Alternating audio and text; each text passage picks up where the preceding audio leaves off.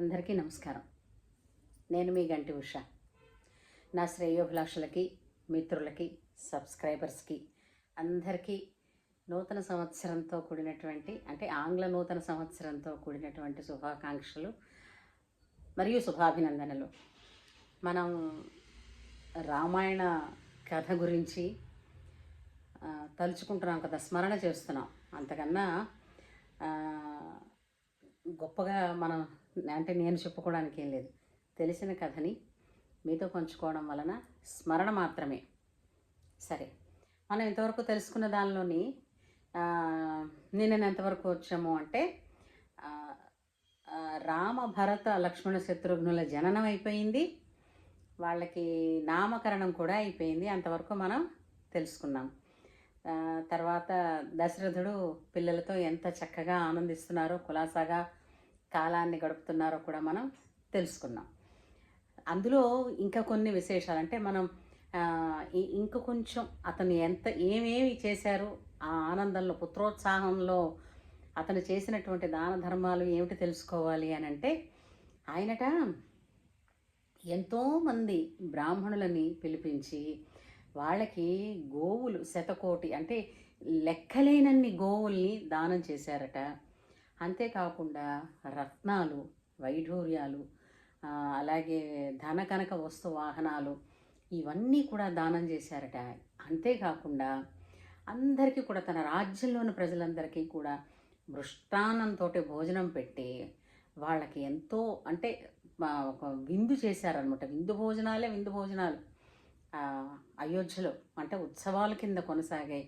ప్రతి ఒక్కరి ఇంటి ముందు జెండాలు, రంగురంగుల జెండాలు ఎగరవేసి నృత్యాలు, పాటలు, ఇంకా ఎంతటి ఉత్సాహాన్ని ప్రదర్శించాలో అంతటి ఉత్సాహాన్ని ప్రదర్శించారు. అది ఆ ఆనందం, దశరథుడి ఆనందం ఎలా ఉంది అంటేనట, ఎడారిలో వాన పడడమే అపురూపం కదండి, అలాంటిది అమృతమే చిలికితే అంతటి ఆనందం పడుతున్నాడట దశరథుడు. తర్వాత చాలామందికి ఎప్పుడూ కూడా రామజననం నక్షత్రం గురించి మనం మిగిలిన పిల్లల తమ్ముళ్ళు అతని వెనకాతల పుట్టిన అనుజులు మిగిలిన ముగ్గురిది నక్షత్రాలు ఆలోచించడంలో, మనం నక్షత్రాల గురించి తెలుసుకోవడంలో ఎప్పుడూ చిన్న చిన్న డౌట్స్ ఉంటాయి. ఈరోజు అవి తెలుసుకుందామండి. వాల్మీకి రామాయణ ప్రామాణికంగానే ఆయన ఏం చెప్పారంటే, చైత్రశుద్ధ నవమి పునర్వసు నక్షత్రం 4వ పాదంలో శ్రీరామ జననం జరిగింది. చైత్రశుద్ధ దశమి పుష్యమి నక్షత్రంతో భరతుడు పుట్టాడు. అలాగే చైత్రశుద్ధ దశమి నాడే ఆశ్లేష నక్షత్రంతో లక్ష్మణ శత్రుఘ్నులు పుట్టారు. లక్ష్మణ శత్రుఘ్నులు ఇద్దరిది కూడా ఒకటే నక్షత్రం, అది ఆశ్లేష. సరే, నక్షత్రాల గురించి తెలుసుకున్నాం. పుత్రోత్సాహాన్ని దశరథుడు ఎంత గొప్పగా జరుపుకున్నారో, ఎంత ఆనందంగా చెప్పుకున్నారో ప్రజలందరి నోట, ఏ నోట విన్నా ఆహా, దశరథ మహారాజు గారు చేస్తున్నటువంటి విందులేమిటి, దానాలేమిటి, ఈ ఉత్సవాలేమిటి అన్నీ. ఎందుకంటే నలుగురు ఒకళ్ళే పుట్టాలని, ఒకళ్ళు పుట్టడమే అపురూపం అనుకున్న చోట నలుగురు రాకుమారులు పుట్టారు. నలుగురు ఎలాంటి వాళ్ళు అనంటే, ఎంత బుద్ధిమంతులో, ఎంత తెలివైన వారో ఇవన్నిటికీ కూడా వాల్మీకి మహర్షి చెప్పారు. ఇప్పుడు నామకరణం అన్నీ అయిపోయిన తర్వాత వాళ్ళకి అన్నప్రాసన, చౌల ఉపనయనాది సంస్కారాలు చెవులు కుట్టించడాలు, తర్వాత ఉపనయనం ఒడుగు చేస్తాం కదా, ఇవన్నీ కూడా సకాలంలో దశరథ మహారాజు వారు నలుగురు పిల్లలకి చేయించారు. ఉపనయనం అయిన తర్వాత ఏం చేయాలి? సహజంగా ఒక గురువు దగ్గరికి విద్య కోసం నేర్పించాలి. అయితే అపురూపంగా పుట్టిన రాకుమారులు కదా, ఎక్కడ గురుకులానికి పంపిస్తారు కదా. కాబట్టి ఇంట్లోనే తన కులగురువు అయినటువంటి వశిష్ఠ మహర్షి ఉన్నారు కదా, వశిష్ఠ మహర్షి దగ్గరికే పంపిస్తే వశిష్ఠ మహర్షి దగ్గర ఈ నలుగురు కూడా వేదాన్ని అధ్యయనం చేశారు. వ్యాకరణాన్ని, కావ్యాలని, ధర్మాలని, ధర్మ సూక్ష్మాలని ఇవన్నింటినీ కూడా అభ్యసించారు. అంతేకాకుండా ధనుర్విద్యను కూడా అభ్యసించారు. అయితే మనకి చూడండి పిల్లలకి కొన్ని చెప్తూ ఉన్నప్పుడు వాళ్ళకి ఎందులో ఇంట్రెస్ట్ ఉంది అన్న సంగతి తెలిసిపోతూ ఉంటుంది వాళ్ళు చేసే పనుల్ని బట్టి.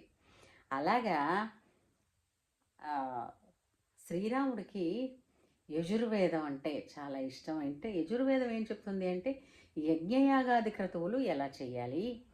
ఎప్పుడెప్పుడు ఏమిటి చెయ్యాలి? అని చెప్తూ ఉంటుంది. అలాగా రాముడికి యజ్ఞయాగాది క్రతువులన్నా, వేదాధ్యయనం అన్నా, ధర్మం అంటే ఏమిటన్నది, ధర్మ సూక్ష్మం అంటే ఏమిటన్నది, కర్తవ్యం అంటే ఏమిటన్నది తెలుసుకోవడం చాలా చాలా శ్రద్ధ చూపించేవాడట. అంతేకాకుండా నేర్పిన పాఠాన్ని ఇట్టే వెంటనే మళ్ళా అప్పచెప్పేవారట. అంతటి బుద్ధిమంతుడు, పరాక్రమశాలిగా ఉండేవాడట. అయితే ఇక్కడ ఏంటంటే రాముడు రంగు ఎలా ఉంటుందో ఇంచుమించు భరతుడు కూడా అదే రంగులో ఉంటాడు. లక్ష్మణ శత్రుఘ్నులు ఇద్దరిది కూడా మంచి మా దాన్ని దాన్ని ఏమంటారు బంగారపు వర్ణంలో ఉంటారు. ఏ, అయితే పుట్టినది మొదలుకొని లక్ష్మణుడు ఎప్పుడూ కూడా రాముణ్ణే అంటపెట్టుకుని ఉండేవాడు. లక్ష్మణుడు పక్కన లేకపోతే రాముడు నిద్ర కూడా పోయేవాడు కాదట. లక్ష్మణుడు పక్కన ఉండాలి. ఉంటేనే భోజనం చేయడమైనా, తను నిద్రపోవడమైనా, ఆడుకోవడమైనా. అంటే చిన్నప్పటి నుంచి కూడా అన్నగారికి సేవ చేయడం అంటే లక్ష్మణుడికి ఎంతో ప్రీతి. ఆ పనిని మానమంటే ఆ పని నుంచి తనని దూరంగా తీసుకుని వెళితే ఒడ్డున పడ్డ చేప పిల్లలాగా విలవిలవిల్లాడిపోయేవాడట లక్ష్మణుడు. అలాగే శత్రుఘ్నుడు కూడా భరతుడికి బహిప్రాణం. అంటే భరతుడు ఎక్కడ ఉంటే అక్కడ భరతుడికి ఎప్పుడూ స్నేహంగా, తోడుగా, నీడగా ఉంటూ ఉండేవాడు. అతనికి సేవలు అందిస్తూ ఉంటూ ఉండేవాడు శత్రుఘ్నుడు. ఇలాగా రామ లక్ష్మణులు, భరత శత్రుఘ్నులు ఒక జోడీలాగా ఉంటూ ఉండేవారు. ఈ నలుగురు కూడా వాళ్ళది ప్రాణం ఒకటే, రూపాలు వేరు, నాలుగుగా ఏక మనస్కులై ఉండేవారట. ఇందులో విశేషం చూసారా? వాళ్ళెవ్వరూ కూడా ఒక తల్లి బిడ్డలు కారండి, తల్లులు వేరు వాళ్ళకి. అయినప్పటికీ కూడా ఒకరి యందు ఒకరికి ఉండే ప్రేమ కానీ, అభిమానం కానీ ఎంత అద్భుతమైనదో. దీన్ని బట్టి స్వంత అన్నదమ్ములైనా సరే అన్నదమ్ముల మధ్య ఉండాల్సిన బంధుత్వం ఎలా ఉండాలి, బంధు ప్రీతి ఎలా ఉండాలి అన్నది వీరిని చూస్తే తెలుస్తుందండి. లక్ష్మణుడు తన జన్మే రాముడి సేవ కోసం అన్నంత ప్రాణం పెట్టుకున్నాడు. అంటే అంతలాగా ఇష్టపడ్డాడు. ఒక్కటే అతను అంటే ముందు ముందు తెలుస్తుంది. రాముడు వనవాసానికి వెళ్ళేటప్పుడు రామా నువ్వు కనపడకపోతే నేను బతకలేను, చనిపోతాను, కాబట్టి నన్ను నీతో తీసుకెళ్ళని ప్రాధేయపడ్డాడు. ఎక్కడికి? విందు వినోదాలకు కాదండి, అడవులకి. అంటే చూసారా వాళ్ళ ప్రేమ ఎలాంటిదో. అలాగే భరతుడి పట్ల రాముడికి, రాముడి పట్ల భరతుడికి, భారత శత్రుఘ్నుల పట్ల రాముడికి, అలా అన్నదమ్ముల్లో అందరికీ కలిపి ఒకరికొకరికి ఏనాడు కూడా ప్రేమ కరువయ్యేది కాదు. ఎంతో పుష్కలంగా ఉండేది. ఇప్పుడు ఒక తల్లి బిడ్డలైనా వాళ్ళ చేతిలో ఓ వస్తువు ఉందంటే ఆ వస్తువు వీడి చేతిలోకి వచ్చేదాకా కూడా వీళ్ళిద్దరూ కొట్టుకుని ఇదైపోతారు. అవునా కదా? సో ఇవన్నీ చిన్నప్పటి నుంచి ఈ రామాయణాది కథలు తెలియకపోవడం వలన కూడా పిల్లలలో కొన్ని కొన్ని సలక్షణాలని మనమే దూరం చేస్తున్నామేమో అని అనిపిస్తూ ఉంటుందండి నాకు. అయితే ఇలా ఉంటుండగా వీళ్ళు విద్యలు నేర్చుకున్నారు. చిన్న చిన్న పిల్లలు చక్కగా గురువు గారు చెప్పినటువంటి ధనుర్విద్య అవి నేర్చుకున్నారు. ఇలా ఉన్నారు. ఇంకా కాలం చూడండి, సంతోషంగా ఉన్నప్పుడు చాలా తొందరగా గడిచిపోతుంది. కష్టాలు ఉన్నప్పుడు ఎప్పటికీ సమయం నడవటం లేదేంట్రా అనిపిస్తుంది. అలాగా ఇట్టే గడిచిపోతుంది కాలం దశరథుడికి. ఎందుకని? నలుగురు ఇలాగ కళకళలాడుతూ ఇంట్లో పిల్లలు తిరుగుతూ ఉంటే ఎంతో ఆనందంగా. అయితే ఇంతలో ఒక రోజున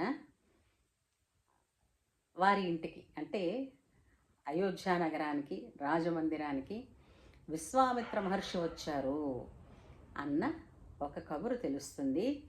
ఎవరికి?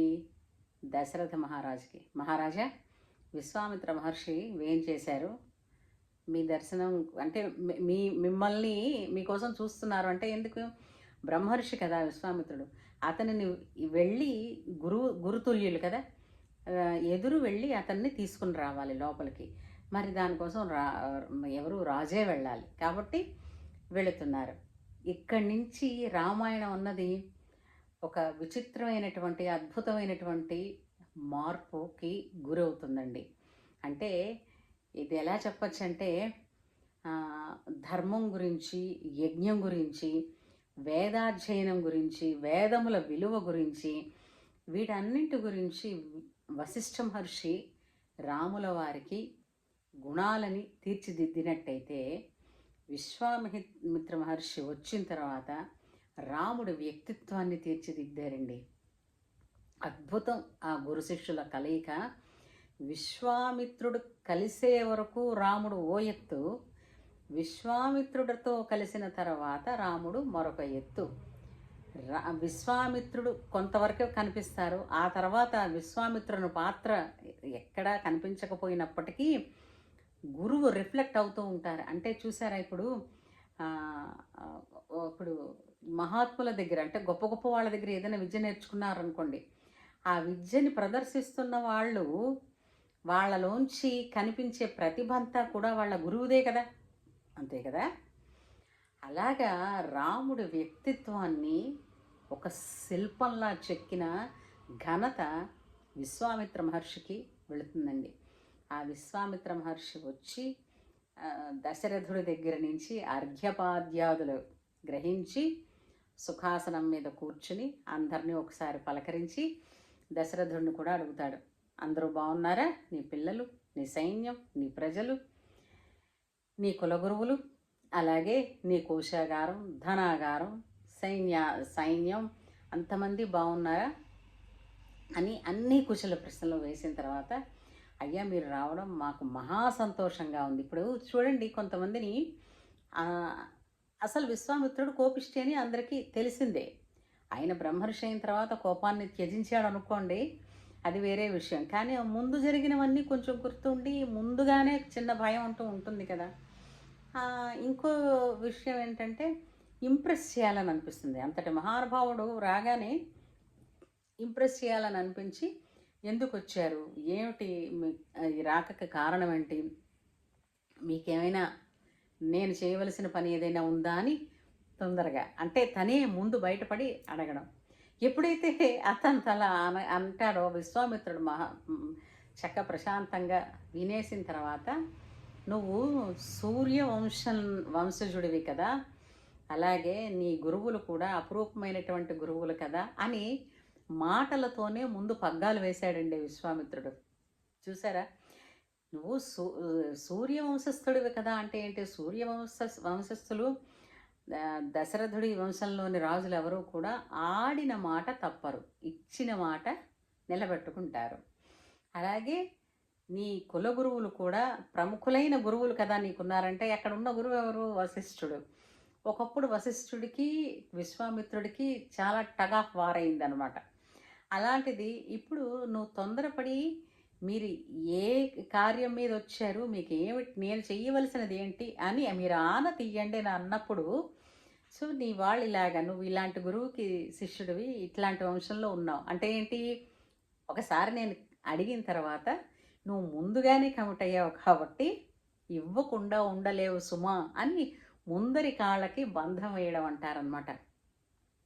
విశేషం తెలుసా అండి, రామాయణం చదువుతూ ఉంటే, ఆ కథల గురించి తెలుసుకుంటూ ఉంటే, ప్రతి పాత్ర మనకి ఎన్నో విషయాలు ఎక్కడ ఏ సందర్భంలో ఎలా మాట్లాడాలో నేర్పుతుందండి. అద్భుతం కదూ. అందువల్లనే కదండి మనం ఋషికి రుణపడిపోయాం. వాల్మీకి మహర్షికి కృతజ్ఞతలు తెలియచేసుకుంటూ, విశ్వామిత్రుడు ఏమడిగాడో, దశరథ మహారాజు అది ఇచ్చాడా లేదా, ఇవన్నీ మనం మరో భాగంలో తెలుసుకుందాం. సరేనా? జై శ్రీరామ్.